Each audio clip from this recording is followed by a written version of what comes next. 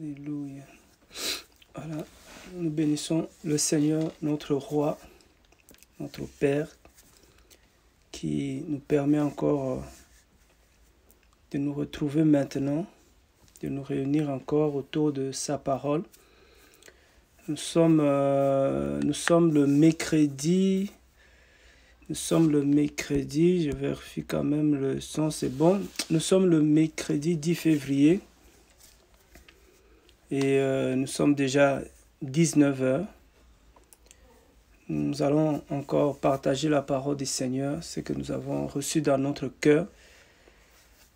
Nous prions le Seigneur, nous rendons grâce au Seigneur pour que ce que nous allons partager ne soit pas une parole qui vient de nous-mêmes, mais une parole qui vient de notre Seigneur. Père, nous bénissons ton nom. Merci Seigneur, parce que tu nous donnes encore cette opportunité, Papa. Tu nous fais encore cette grâce de parler de toi en ce moment. Ces temps difficiles. Seigneur, que toute la gloire te revienne de tout ce que nous allons dire. Comme tu as parlé à Jérémie, Seigneur, nous prions que ce soit le cas pour nous aussi. De mettre ta parole dans nos bouches, Seigneur, afin que tout ce que nous allons dire vienne de toi. Et comme tu dis aussi dans ta parole, dans le livre de Matthieu, chapitre 4, tu dis que l'homme ne vivra pas seulement de la nourriture de ce soir, que mon âme, que notre âme à nous tous va manger et grandir, être affranchi. Gloire et louange à toi, Seigneur. Merci, Papa. Donc, voilà, comme on disait tout à l'heure, vraiment, on fait avec le moyen que nous avons. C'est pas toujours facile, mais voilà, on se décourage pas. Merci à tout le monde qui soutient cette œuvre, qui participe de manière que voilà, qu'on puisse vraiment faire ce travail. Avec comme on apprend, hein, avec tous les obstacles qui existent, l'ennemi ne veut pas que la parole du Seigneur soit propagée, soit diffusée, soit partagée, parce qu'il connaît les effets de la parole du Seigneur. Donc, par rapport aussi à tout ce qu'on voit, tout ce qu'on constate, tout ce qui se passe dans le monde, et surtout dans le milieu des églises, des gens qui prêchent la parole, je verrai vraiment avec l'équipe, qu'on puisse vraiment commencer encore une autre série d'émissions sur la parole du Seigneur qu'on va intituler « Face à la parole ». Vraiment qu'on puisse prendre la parole et la comparer avec tout ce qui se prêche. On voit que beaucoup de gens prêchent la parole, mais une parole qui n'est pas déjà dans la Bible, une parole qui ne vient pas du tout du Seigneur. Nous allons faire comme les chrétiens de Béret faisaient avec l'apôtre Paul. Nous allons faire comme ça. On va faire une émission, on va faire une série d'émissions, et des séries d'émissions intitulées sur le thème « Face à la parole ». On va vraiment comparer beaucoup de choses parce que c'est très grave ce qu'on entend. C'est très grave ce que beaucoup de chrétiens consomment et nous connaissons déjà les conséquences. Donc voilà, aujourd'hui on va essayer vraiment, comme on dit, de partager quelque chose qui est dans 2 Corinthiens. On va encore insister là-dessus, on va vraiment insister. Quelque chose qui est dans 2 Corinthiens chapitre 11, le verset 3, nous connaissons ça. On va 2 Corinthiens chapitre 11, le verset 3, mais nous allons lire du premier verset jusqu'au verset 3 pour la meilleure compréhension. Donc voilà l'équipe, on va se préparer vraiment toute l'équipe pour essayer de modifier un peu notre flyer là et par rapport au sujet que nous allons attaquer, face à la parole. Vraiment, c'est important parce que la parole du Seigneur est une lampe, et notre lampe, c'est elle qui nous éclaire. Donc, on ne peut pas mettre la parole du Seigneur de côté et marcher selon les prophéties des hommes, et marcher selon les livres des hommes, et marcher selon les dires des hommes, les raisonnements des hommes, même si ces gens-là, soi-disant, ils nous donnent l'impression de bien raisonner. Mais nous allons marcher selon la parole du Seigneur. Voilà, selon la parole du Seigneur. C'est pour ça que les chrétiens de Béret, ils prenaient soin de comparer, d'examiner, de vérifier les Écritures quand l'apôtre Paulos les enseignait. L'apôtre Paulos n'était pas un faux apôtre, mais voilà, il fallait quand même que ces enseignements soient vérifiés, voilà, attestés. Et j'ai toujours dit, si nous lisons très bien les Écritures, dans le livre d'Apocalypse, même Johanna Baptiste, Johanna l'apôtre, quand il était dans l'île de Patmos, il a reçu de grandes révélations. Mais malgré toutes ces révélations qu'il avait reçues, il dit que moi, Johanna, j'ai attesté ces choses. Avant d'écrire Apocalypse, il a d'abord attesté tout ce qu'il avait reçu. Donc, il ne s'est pas précipité à écrire. On ne doit pas se précipiter à croire parce que voilà, ça vient de X ou Y, mais on doit vérifier les Écritures, vérifier la parole. Donc, nous disons que la parole du Seigneur est notre lampe. Elle nous éclaire, comme le psaume 119, le verset 105 nous dit, « Ta parole est une lampe à mes pieds. » Lampe, c'est elle qui nous éclaire. La parole du Seigneur est notre juge. Johanna, chapitre 12, nous en parle. Le Seigneur dit que je ne suis pas venu juger le monde, mais je suis venu sauver le monde. Mais vous avez un juge, vous avez celui qui va vous juger, c'est la parole. Donc la parole du Seigneur, la parole qu'elle nous a laissée, qu'elle nous a donnée, elle est là pour nous juger, c'est elle qui nous juge. C'est elle qui nous juge. Et la Bible dit aussi dans le livre de Jacob, Jacques, le chapitre 1er, que la parole du Seigneur est un miroir. C'est notre miroir. C'est-à-dire que le miroir où on peut se regarder, voir nos défauts, voir où on peut corriger. La parole du Seigneur est un miroir, frères et sœurs. Notre miroir, ce n'est pas un pasteur. Notre miroir, ce n'est pas un frère. Notre miroir, ce n'est pas une sœur. Mais notre miroir est la parole du Seigneur.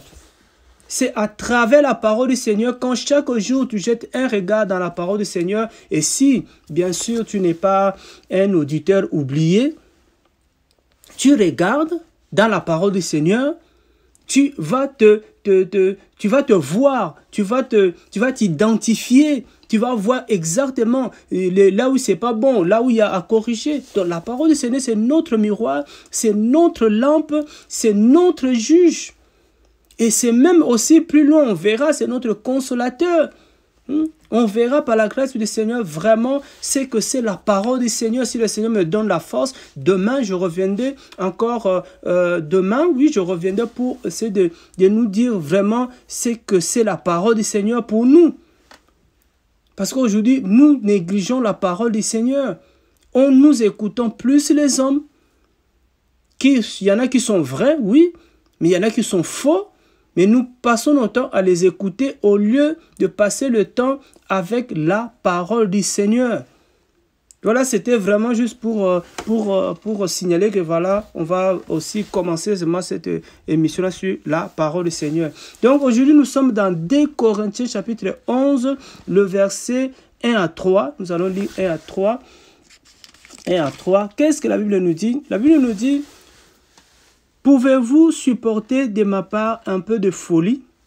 Je vous prie, supportez-moi, car je suis jaloux pour vous d'une jalousie d'Élohim, parce que je vous ai fiancé à un seul époux, pour vous présenter, voilà, je vous ai fiancé à un seul époux, pour vous présenter au Mashiach comme une vierge pure.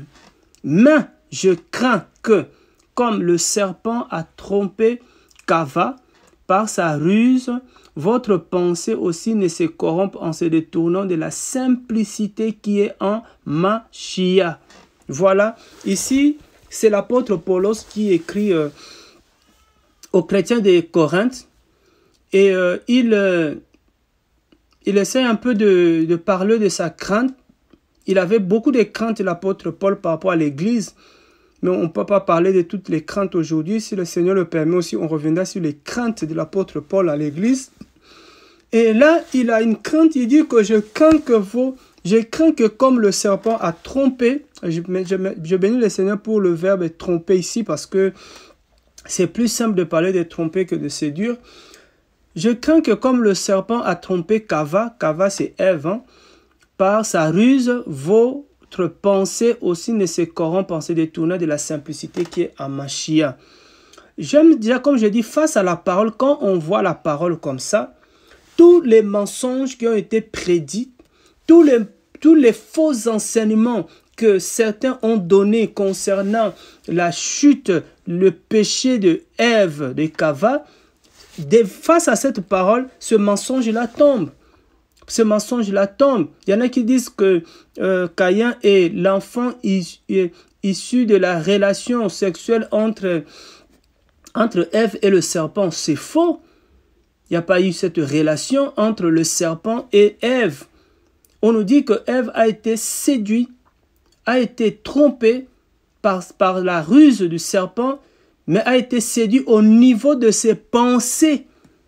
Au niveau de ses pensées que Ève a été corrompue. Vous voyez déjà, là déjà, le mensonge, un mensonge enseigné partout, hein, enseigné, je vois encore enseigné chez comme des branhamistes. Ce mensonge tombe. Il y a combien de gens qui croient à ça?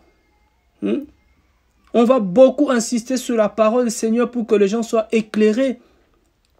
Et l'apôtre ici a une crainte.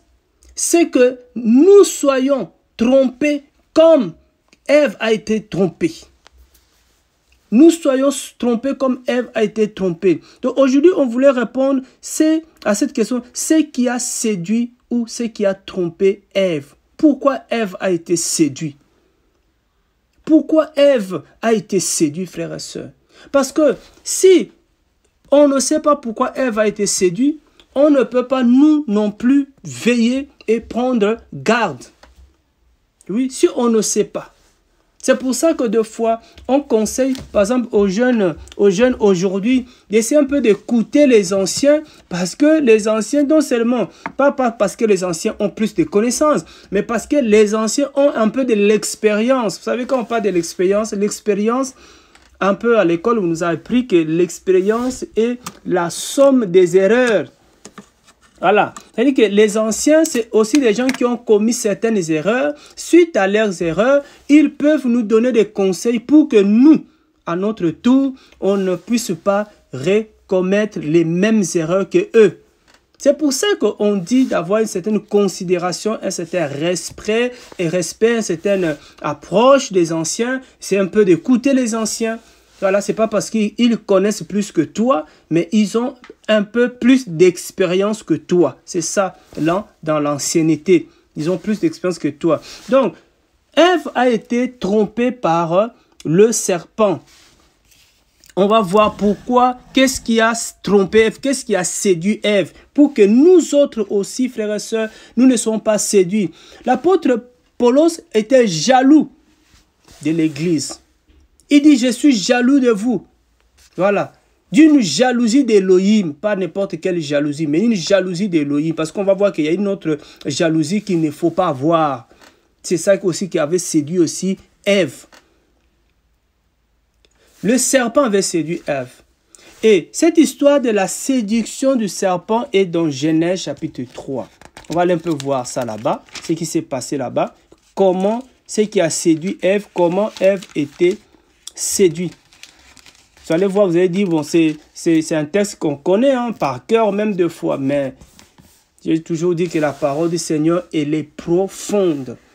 À chaque fois qu'on jette notre regard, nos yeux dans la parole du Seigneur, nous entrons dans la profondeur du Seigneur. Le Seigneur nous amène toujours un peu plus loin dans sa parole. Donc, dans Genèse chapitre 3, le verset 1er, voilà ce que le Seigneur nous apprend. Or, le serpent était le plus rusé de tous les animaux de champ que Yahweh, Elohim, avait fait. Il dit à la femme, sûrement Elohim a dit, vous ne mangerez pas de tous les arbres du jardin. Et la femme répondit au serpent, nous mangeons du fruit des arbres du jardin, mais quant au fruit de l'arbre qui est au milieu du jardin, Elohim a dit, vous n'en mangerez pas et vous ne le toucherez pas, de peur que vous ne mourriez. Alors le serpent dit à la femme, vous ne mourrez pas, vous ne mourrez pas. Mais Elohim sait que le jour où vous en mangerez, vos yeux seront ouverts et vous serez comme Elohim, connaissant ce qui est bon ou mauvais.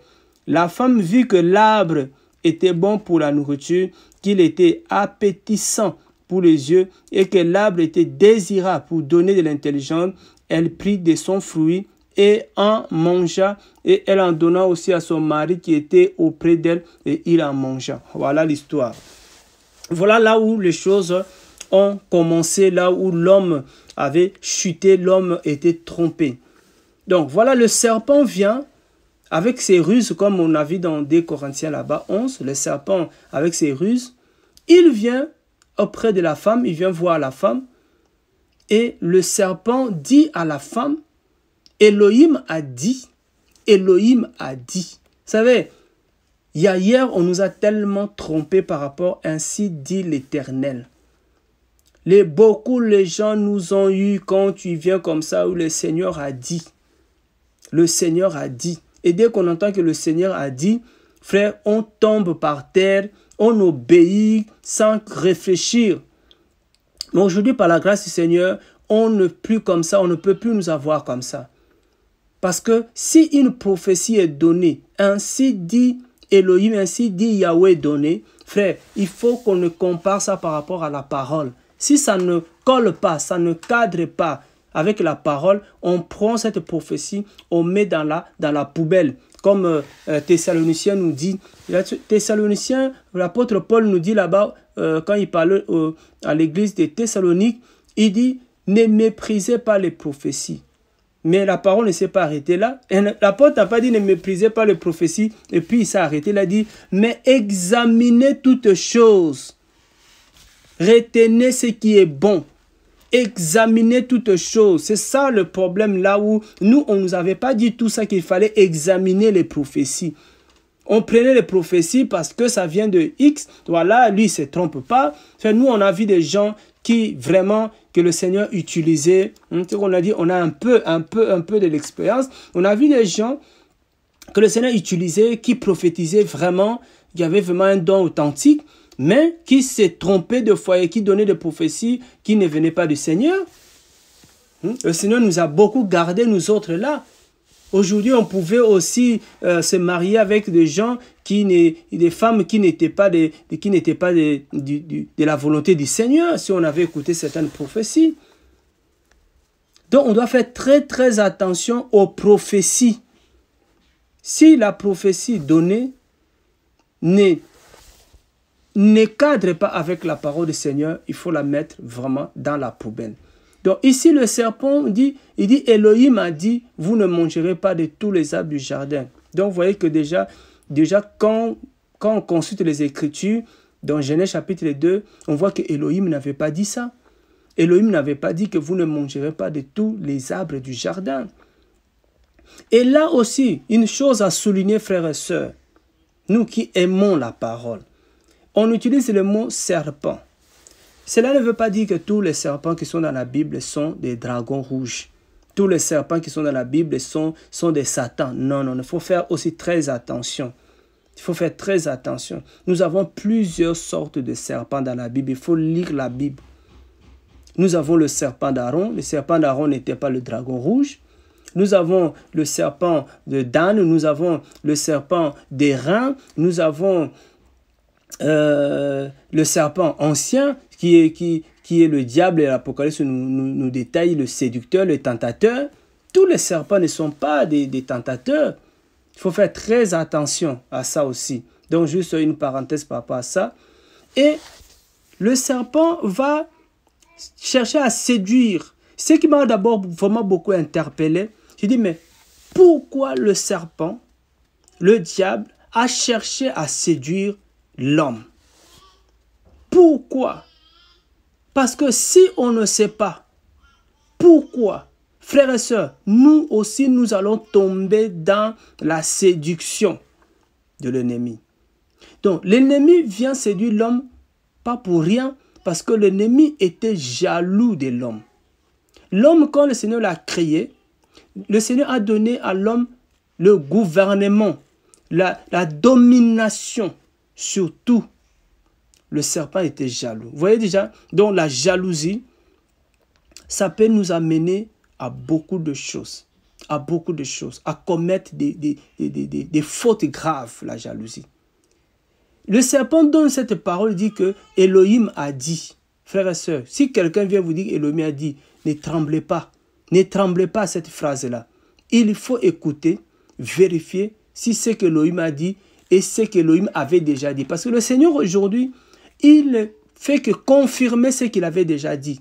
C'est pour ça que quand le Seigneur est venu dans le livre de Matthieu, quand les gens traitaient le Seigneur comme s'il était venu renverser, annuler la loi, le Seigneur dit, je ne suis pas venu annuler la loi. Le Seigneur n'annule pas sa parole. Le Seigneur, quand il vient de nouveau, il vient pour confirmer sa parole.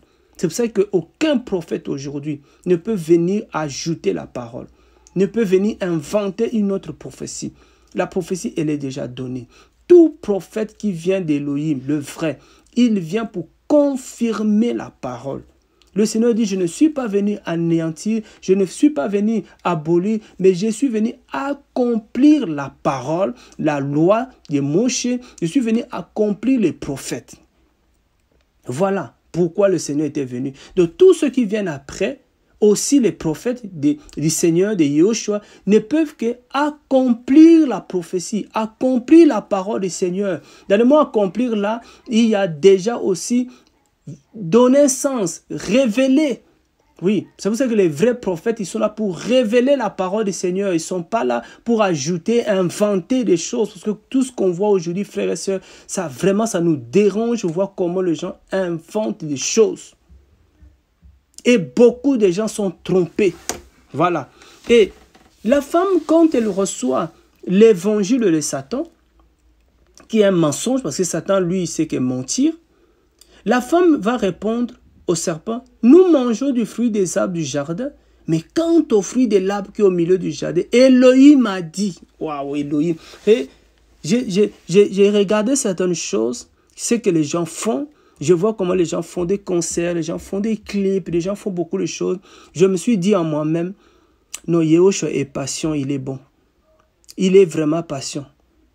Toutes les bêtises qu'on fait là, les manières qu'on prêche là, des scénarios de théâtre qu'on fait sur la chair. J'ai dit non, Elohim, il est vraiment bon. Frères et sœurs, à notre place, je ne sais pas comment on allait réagir. Si les gens prenaient ton nom, utilisaient ton nom et faisaient avec ton nom tout ce que les gens font aujourd'hui, comment tu allais réagir? Comment tu allais... Regardez Yahushua homme. Quand il est entré à Jérusalem, il est entré dans le temple, il a vu les gens en train de vendre, des gens faire le commerce dans le temple. Et regarde comment il a réagi. Il a pris le fouet. Il a commencé à renverser les tables. Il a commencé à chasser les changeurs, les vendeurs des pigeons, les changeurs des monnaies. Il a commencé à les chasser du temple. Là, il a réagi. Je pense que tant qu'homme, quand les gens utilisent ton nom en vain comme ça. Oh, la Bible dit qu'il ne faut pas utiliser en vain le nom de Yahweh. Mais aujourd'hui, il y a tellement plus la crainte du Seigneur. La cupidité a pris tellement la place dans nos cœurs qu'aujourd'hui, on ne voit que l'argent. L'argent, c'est ça qui est plus important que tout pour nous. C'est-à-dire qu'on n'a plus la crainte du Seigneur. On se permet, frères et sœurs, de prendre le nom du Seigneur quand nous chantons, quand nous prêchons, pour faire des spectacles, pour faire des scénarios. Tout ça parce qu'on veut soit la gloire, soit l'argent. Mais le Seigneur est bon. Il attend son heure, frère. Le Seigneur attend son heure. Quand son heure va sonner, quand il va commencer à juger, il sera sans pitié. Aujourd'hui, le Seigneur a compassion. Le Seigneur, je peux dire, a pitié. Mais le Seigneur est bon, frère, parce qu'il nous laisse le temps pour qu'on puisse entendre la vérité et se repentir. Mais si on ne se repent pas, le jour du jugement, le Seigneur sera sans pitié. Sans pitié, parce que là, les gens jouent avec le nom du Seigneur. joue avec le nom du Seigneur. C'est incroyable, c'est horrible. Il n'y a plus la crainte du Seigneur. Donc, ici, le serpent dit, Elohim a dit. Oh, Elohim n'avait pas dit ça. Elohim n'avait pas dit que vous ne mangerez pas de tous les arbres du jardin. Elohim n'avait pas dit ça. Quand on regarde Genèse chapitre 2, Elohim n'avait jamais dit ça. C'est un mensonge. Mentir au nom d'Elohim. Les gens se permettent de mentir au nom d'Elohim. Alors, qu'est-ce qui a fait que le Ève soit aussi séduit? Séduit, c'est entraîné aussi dans ce mensonge-là. Comment Ève sera entraîné par ce mensonge? Il dira aussi, Elohim a dit, quant au fruit de l'arbre qui est au milieu du jardin, Elohim a dit, vous n'en mangerez pas. Oui, on est d'accord, il avait dit ça. Vous ne le toucherez pas. Mais il n'avait pas dit ça. Il n'avait pas dit ça. De peur que vous mouriez. Vous voyez, elle va dire que mais vous ne toucherez pas. Elohim n'avait pas dit que vous ne toucherez pas. Déjà, Elohim n'avait pas dit ça. Mais qu'est-ce qui s'est passé? C'est ça qui nous intéresse là. Qu'est-ce qui s'est passé pour tomber dans le piège de Satan, pour tomber dans les jeux de Satan, pour tomber dans les ruses de Satan? Qu'est-ce qui s'est passé? Voilà, frères et sœurs, c'est là où nous, on doit écouter les anciens. Vous voyez, l'ancien de jour, l'ancien des anciens, c'est Yehoshua. L'ancien des anciens, c'est la parole que le Seigneur nous a donnée. Nous devons écouter l'ancien des anciens. Avant même d'écouter les anciens que vous connaissez, nous devons écouter l'ancien des anciens, l'ancien des âges. De tous les âges, dans tous les temps, il est l'ancien, la parole. Et la parole nous dit pourquoi Ève va arriver à ce niveau. Parce que Ève, je vous dis vraiment, frère, c'est ce que je recevais. J'ai reçu tellement de choses, mais je ne pense pas que moi, j'ai cette capacité à faire autant d'émissions en même temps aujourd'hui. Mais Ève a fait donner son oreille au serpent. Vous savez, frère, nous avons déjà dit, quand le Seigneur vient, il vient te dire, ça c'est le serpent. Mais toi, tu continues à jouer avec le serpent, tu ne seras plus protégé par le Seigneur. Ève avait donné son oreille à écouter les serpents. Il ne faut pas écouter le serpent. Le serpent, c'est des séducteurs, des menteurs, des faux apôtres, des faux prophètes. Quand tu les as identifiés, comme dans le livre de l'Apocalypse, le Seigneur dit à l'église d'Éphèse, tu as éprouvé ceux qui se disent apôtres, qui ne le sont pas, tu les as trouvés des menteurs. Tu vois, tu éprouves quelqu'un, tu vois que la personne n'est pas un apôtre. Tu l'as trouvé menteur, mais tu donnes encore l'oreille à écouter cette personne. Mais tu seras séduit, tu finiras par être trompé. Tu dis que oui, je sais qu'il est faux, mais de temps en temps, il dit de bonnes choses. Mais non, comment quelque chose de bon peut sortir de lui? C'est des ruses. Regardez ici le serpent. Vous savez, le serpent pour séduire, hein? Il utilise la parole, mais nous allons voir, mais une parole déformée. Déformée. C'est pour ça qu'on fait attention même aux traductions. Des gens traduisent des Bibles, c'est bien, mais regardez dans les traductions de Bible, comment le serpent a glissé le mensonge. Juste dans les traductions de Bible. Comment le serpent a introduit des mensonges, il a glissé de mensonges et beaucoup de gens sont glissés avec ça. Juste dans la traduction de Bible. Voyez déjà, c'est-à-dire que quand le Seigneur te fait grâce, toi qui as trouvé grâce aux yeux du Seigneur, que le Seigneur puisse te révéler que celui-là il est faux. Celui-là, il n'est pas mon serviteur. Celui-là, je ne l'ai pas envoyé. Mais tu continues à lui donner l'oreille, ton oreille, tu l'écoutes encore. Tu finiras par être séduit. Pourquoi? Parce qu'il ne va pas te dire de A à Z la fausseté, mais il va glisser dans ce qu'il dit, la fausseté. Tout le temps, plus tu vas l'écouter, plus tu finiras par être séduit. Donc, l'une première raison, ce qui a séduit Ève, c'est le fait que Ève a donné son oreille au serpent. Voilà. Le serpent a sifflé dans son oreille. Le serpent a glissé un mot dans son oreille. Voilà. Qu'est-ce qui a fait que, qui a séduit encore Ève? Ce qui a séduit Ève, frères et sœurs, c'est qu'elle a ajouté. C'est pourquoi on nous dit, frères et sœurs, ce n'est pas le Seigneur qui nous demande de faire la pédagogie. On ne doit pas plaisanter avec le péché. Déjà, la plaisanterie, c'est un péché. Comme écrit dans Éphésiens, on ne plaisante pas avec le péché. On n'ajoute rien pour faire plaisir aux gens, pour que ta prédication soit je ne sais pas quoi là, où ça passe devant les gens. Non, non, non, frère, on n'ajoute pas. Donc, ce qui a fait que Ève soit séduite, Ève va ajouter. Je ne sais pas pourquoi elle avait ajouté. Pourquoi il a dit vous ne toucherez pas? Est-ce que c'est le diable qui lui a dit d'ajouter comme ça? Et pourquoi elle a ajouté? On n'ajoute pas pour faire beau, pour que la prédication soit belle. Non, on n'ajoute pas. On n'ajoute rien dans la prédication du Seigneur. C'est pour ça qui fait que ça a commencé à séduire Ève. La Bible dit encore que Ève va prendre tellement plaisir. Hein, on voit dans Genèse 6, elle vit que l'arbre était bon. Wow. Elle va prendre plaisir.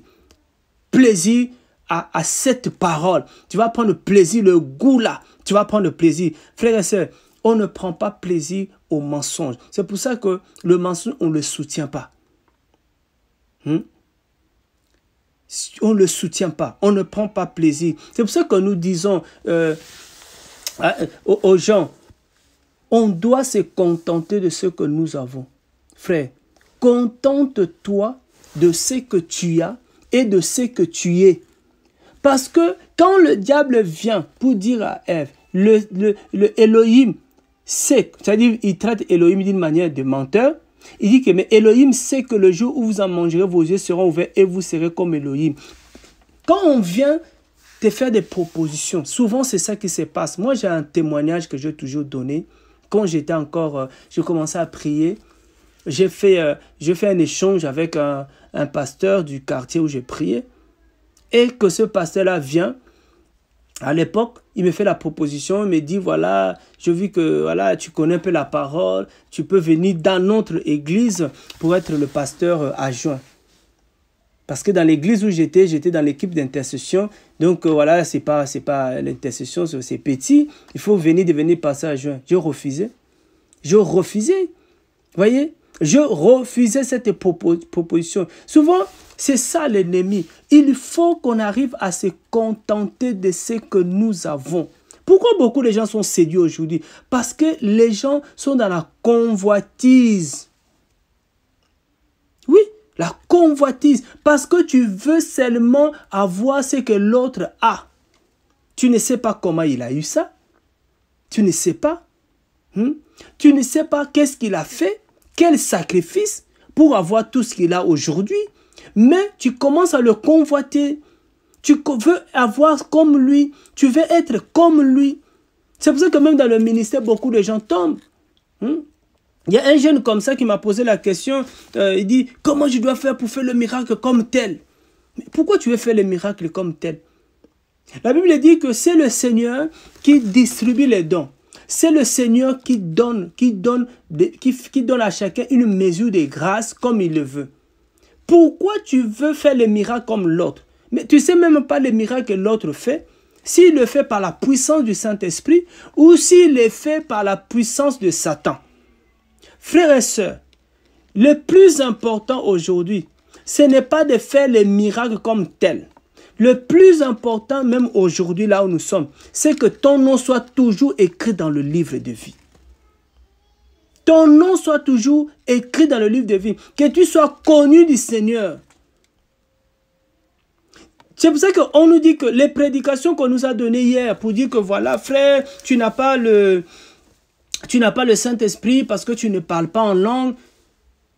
Beaucoup de gens ont cherché à parler en langue parce qu'ils croyaient qu'ils n'avaient pas le Saint-Esprit. On a compris que le parler en langue était un don du Saint-Esprit, une manifestation du Saint-Esprit. Tu peux avoir le Saint-Esprit et ne pas manifester les miracles. Tu peux avoir le Saint-Esprit et ne pas manifester les dons de parler en langue. Tu peux avoir le Saint-Esprit et ne pas manifester les dons de prophétie. Mais tu as le Saint-Esprit, tu peux manifester d'autres dons. Le Saint-Esprit n'a pas que 9 dons comme on nous a toujours menti. Non, le Saint-Esprit n'a pas que 9 dons. Vous lisez les Écritures dans 1 Corinthiens chapitre 12. Vous voyez, la Bible nous parle de diversité des dons. Comment vous allez dire qu'il y a 9 dons? Parce qu'on ne peut pas, la Bible ne doit pas s'arrêter à parler que des dons et des dons, de dons. Il y a d'autres choses dont la Bible devait en parler. C'est pour ça qu'on n'a pas cité tous les dons du Saint-Esprit. On ne peut pas citer tous les dons du Saint-Esprit. Il y en a tellement les dons du Saint-Esprit. Tu peux manifester le don de libéralité. C'est par le Saint-Esprit que tu manifestes le don de libéralité.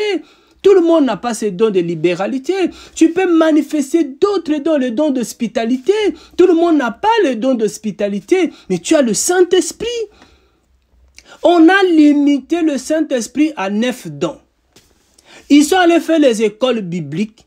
On les a appris, les 9 dons, et puis les 9 dons sont regroupés en 3 catégories.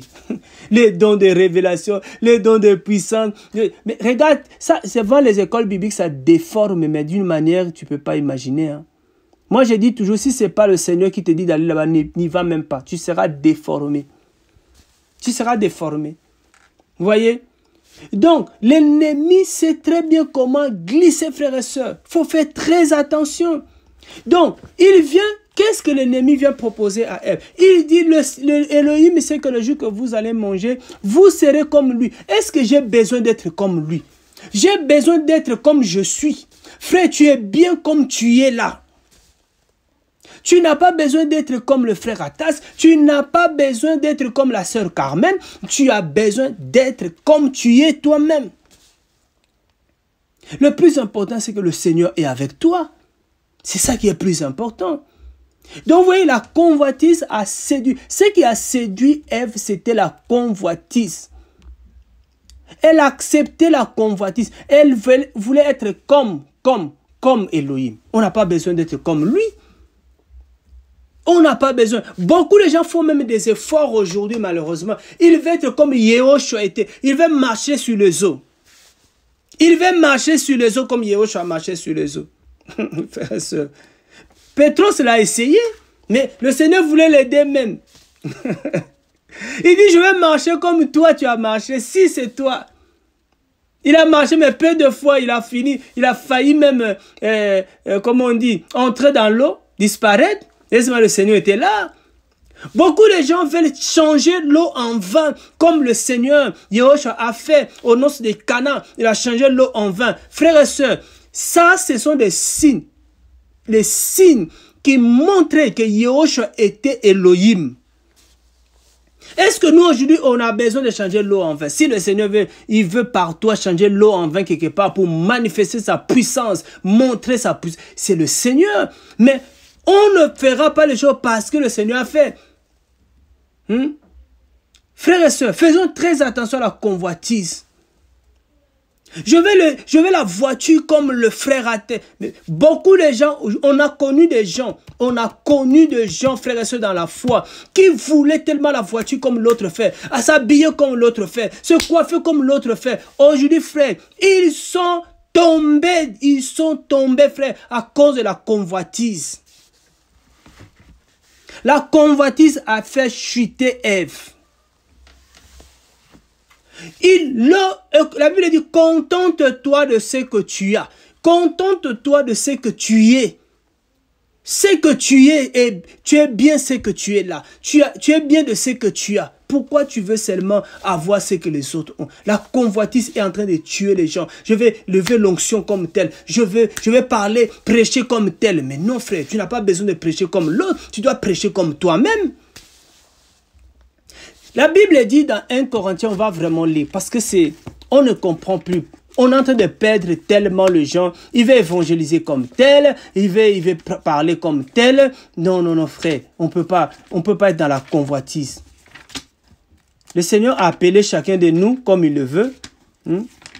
1 Corinthiens chapitre 12, je vais y arriver. 1 Corinthiens chapitre 12, évitons la convoitise. Quelqu'un qui dit, ah, moi je veux un mari comme ton mari. Non, lui là déjà, il est perdu déjà.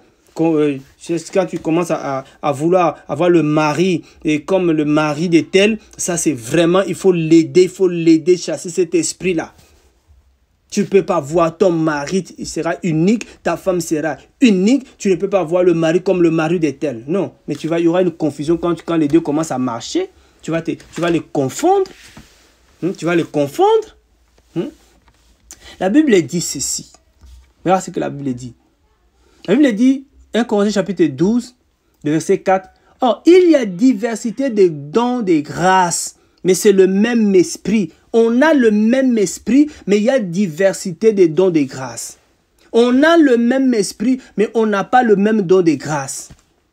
Il y a aussi diversité de services, mais c'est le même Seigneur, mais diversité de services. Pourquoi tu veux avoir... Comme il y a une erreur aussi que beaucoup commettent.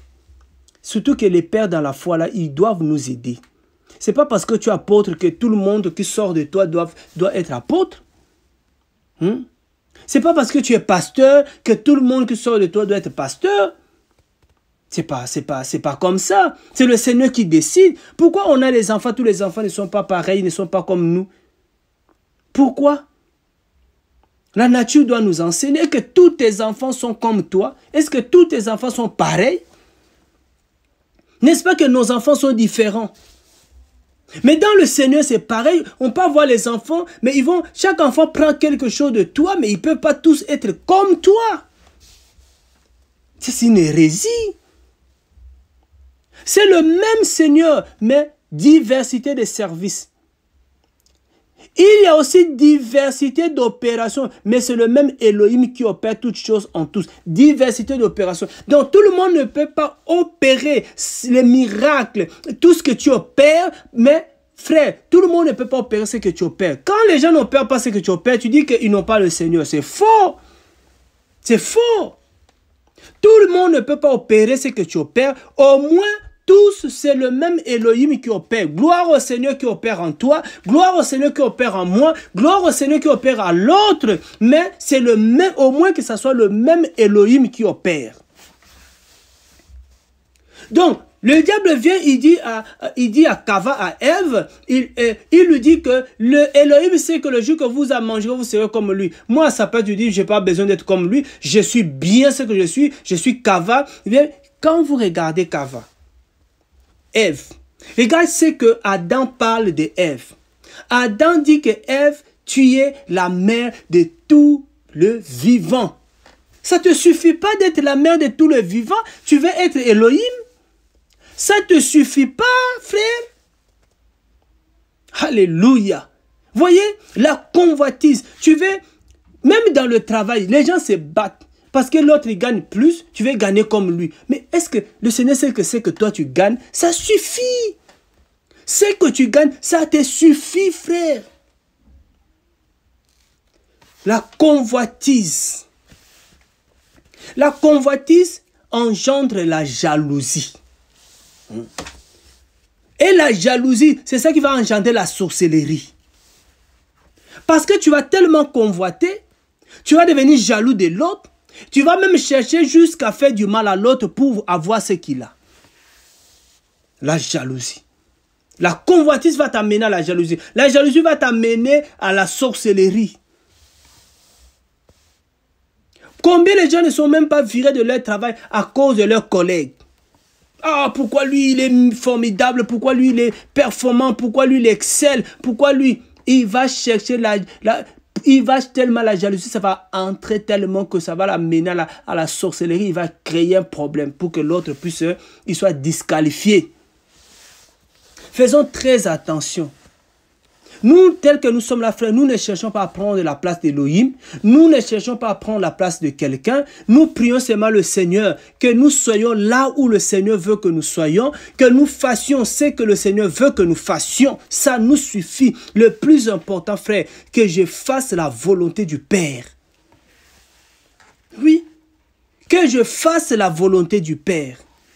Vous savez, j'aime beaucoup l'église primitive. J'aime beaucoup l'église primitive.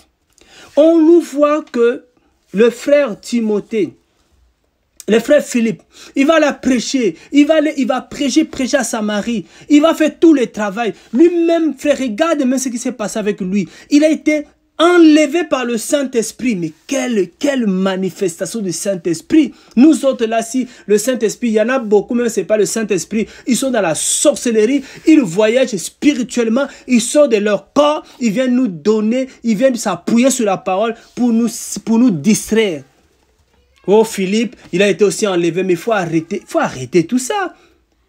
Mais l'homme, quand il a fini de faire le travail, quand il était question de prier pour que les gens reçoivent le baptême du Saint-Esprit, il a dit non, pour cette affaire-là, il faut appeler Pétros, il faut appeler Yohan là-bas, il faut appeler les anciens là-bas. Moi, je m'arrête là. Il a connu ses limites, il a dit non, pas pour moi, même si le Seigneur m'utilise, il y avait des miracles. Quand le Simon le magicien suivait, parce qu'il voyait ce que le Seigneur faisait à travers Philippe. Il était diacre, Philippe. Le Seigneur l'a tellement utilisé. Mais il savait qu'il y a des choses, il y a des choses qu'il n'avait pas certaines grâces. Il a dit, pour cette grâce-là, il faut aller là-bas à Jérusalem, il faut appeler Pétros. La Bible dit que Pétros va venir. Ils vont venir.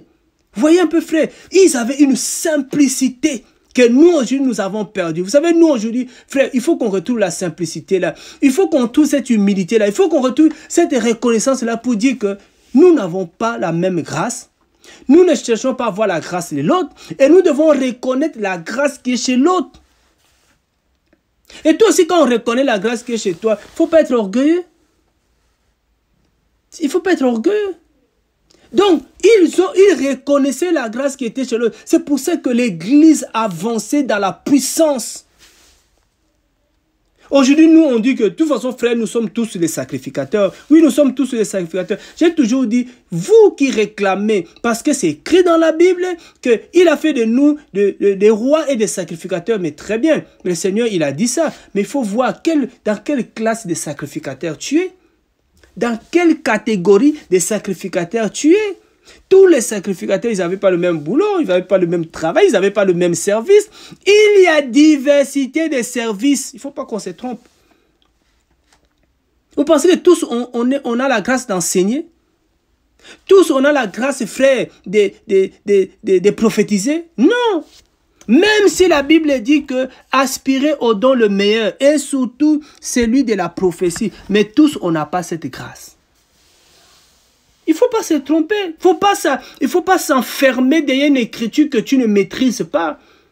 Il y en a qui ont la grâce de l'enseignement qu'on appelle, il y a des docteurs frères parmi nous, il y a des docteurs, il y a des évangélistes, il y a des pasteurs, il y a des apôtres, il y a des prophètes. Il y a des gens qui ont les dons de miracles. Ils ont ça, le Seigneur fait avec eux. Donc, la convoitise, c'est ce qui a séduit Ève, déjà. Elle voulait maintenant tout ce qu'elle avait, la mère de tous les vivants, ça ne suffisait pas. La femme d'Adam, ça ne lui suffisait pas. Les jardins à cultiver, ça ne suffisait pas. Dominer sur le ciel, ça ne suffisait pas. Il fallait encore prendre la place d'Élohim. Vous savez, comme la Bible dit, cette place-là, que beaucoup aujourd'hui sont séduits, ils ont pris cette place. Le Seigneur dit, il ne partage pas sa gloire avec l'homme.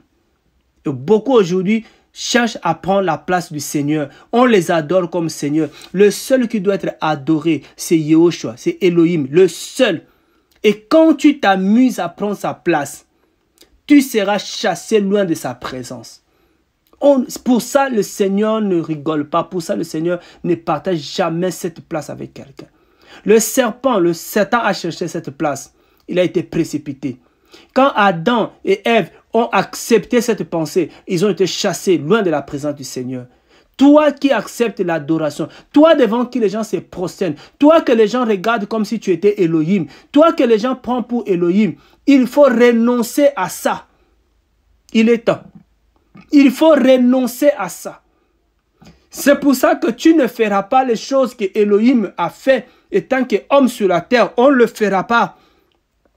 Quand vous lisez Yohanna, vous allez voir, il a fait des signes on appelle ça les signes de la divinité de Mashiach. Ce n'est pas des miracles que nous on peut accomplir. On ne peut pas.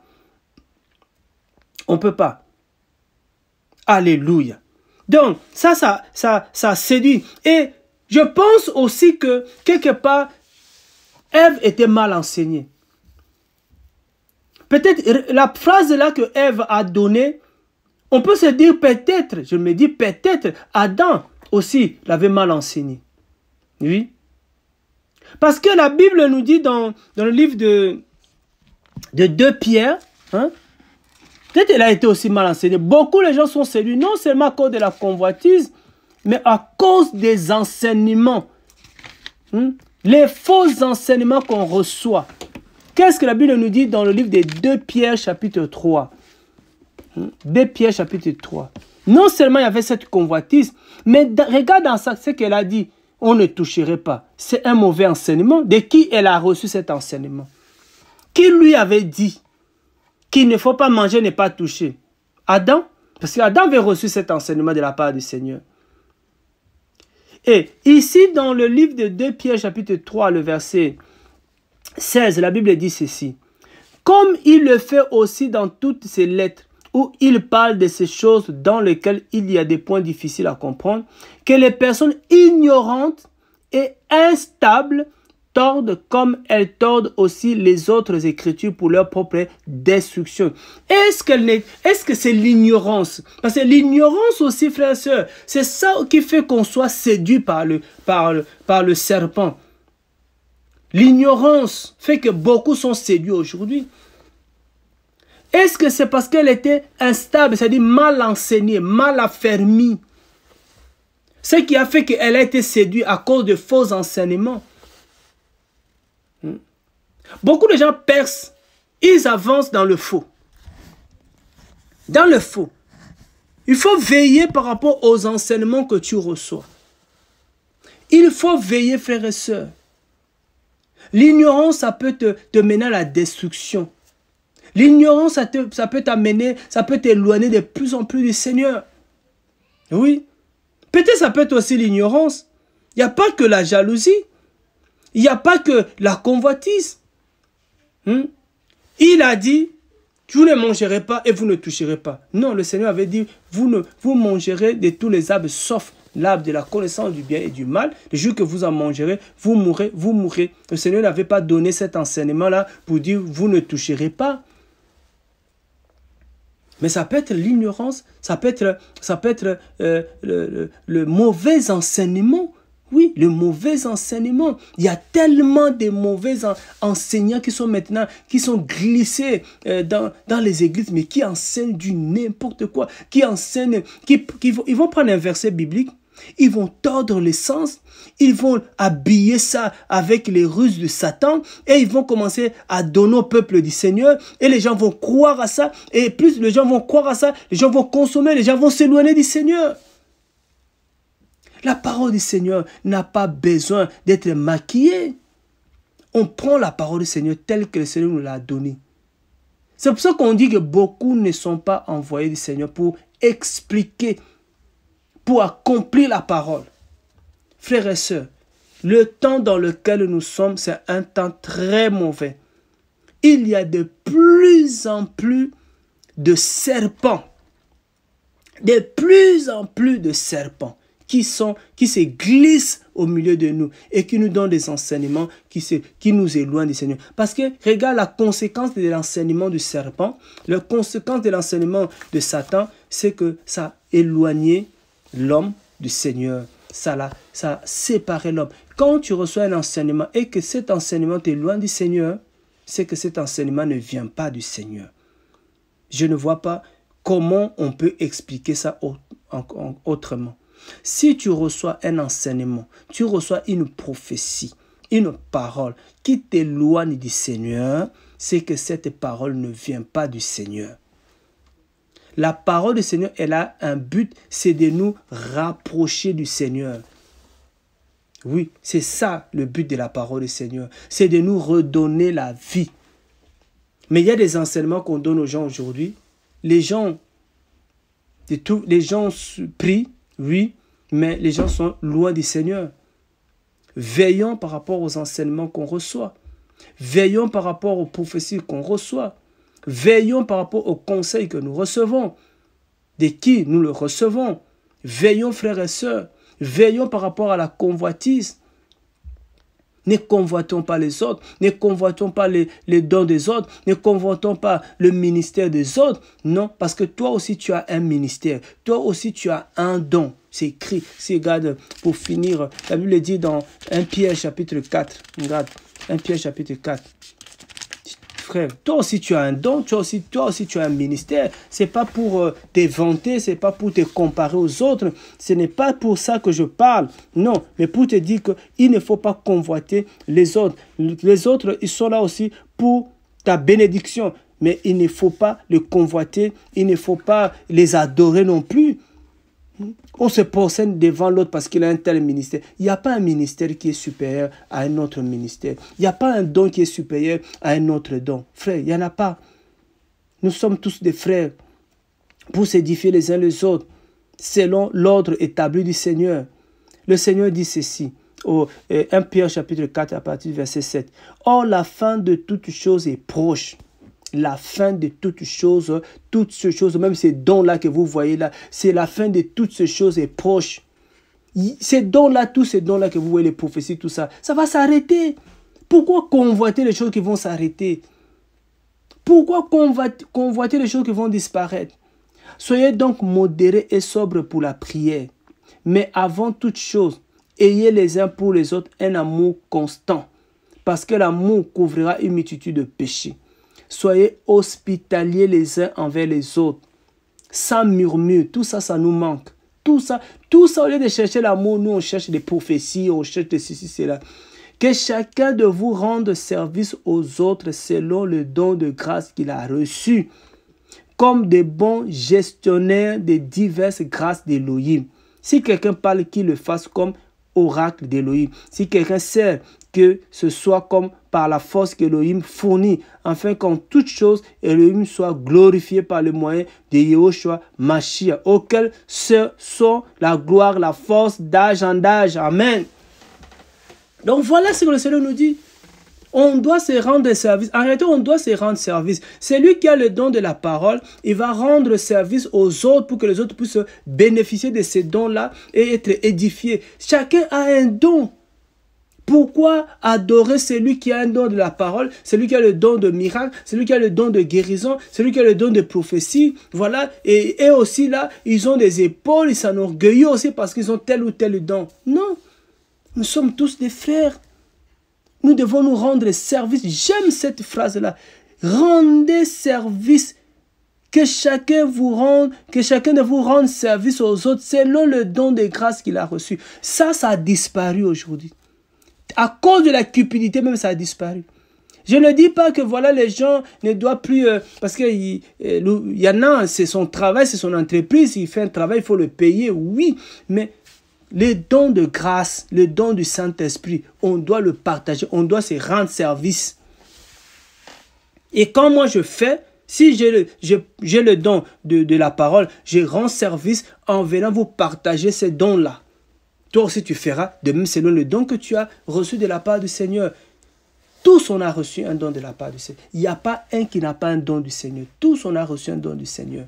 On doit veiller, faire. La convoitise est en train d'entrer dans nos cœurs. La convoitise est en train d'entrer dans nos cœurs.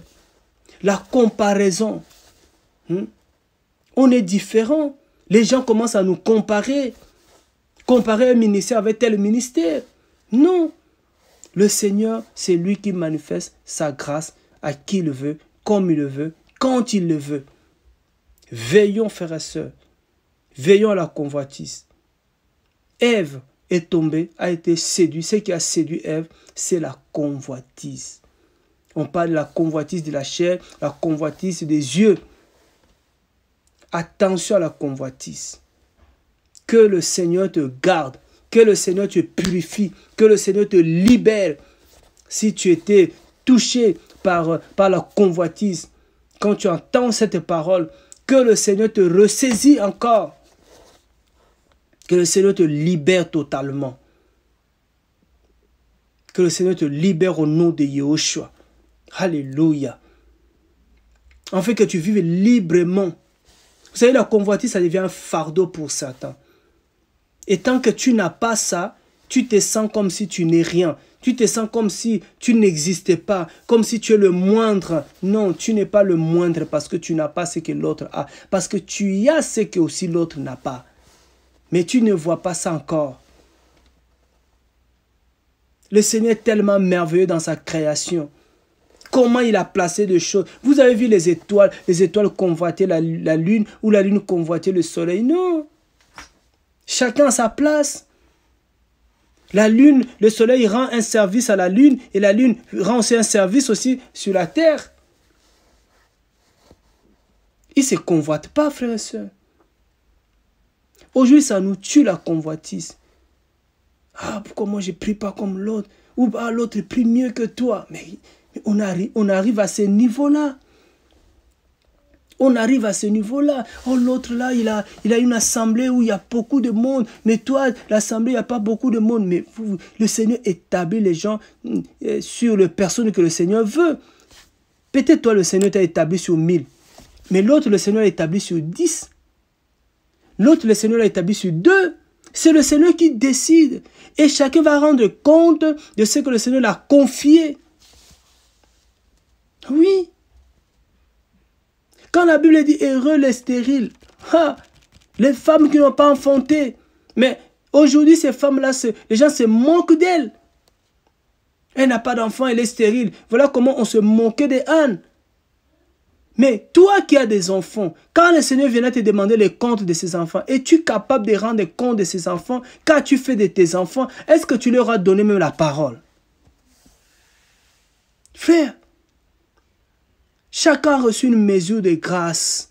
Contente-toi de ce que tu as. Chacun son jour, chacun son temps. Que le Seigneur nous libère totalement de la convoitise. Que le Seigneur nous libère. Que le Seigneur nous libère encore vraiment. Et j'ai senti ça fort dans mon cœur par rapport à la convoitise vraiment. Et qui séduit de plus en plus les chrétiens. Qui séduit de plus en plus les chrétiens. Faisons très attention. Donc voilà, frères et sœurs, ce qu'on avait à cœur de partager encore aujourd'hui. Et s'il y a des questions même par rapport à ça, n'hésitez pas. Allez sur notre site parlonsdechrist.org. Laissez des questions. Nous allons nous organiser pour essayer encore d'apporter une certaine lumière par rapport à ça. Mais ne vous sentez pas culpabilisés parce que le Seigneur veut nous libérer tous. Ne vous sentez pas plus mauvais que nous autres parce que nous tous, le Seigneur est en train de nous purifier. Mais soyez bénis au nom puissant de Yahushua. Et on se dit vraiment par la grâce du Seigneur, je prie que le Seigneur me donne la force demain pour essayer un peu de parler de la parole du Seigneur. C'est que c'est la parole du Seigneur. Demain, à la même heure, par la grâce du Seigneur, on va essayer de partager encore quelque chose. Soyez bénis au nom de Yahushua. Merci Seigneur. On se dit vraiment à demain par la grâce du Seigneur.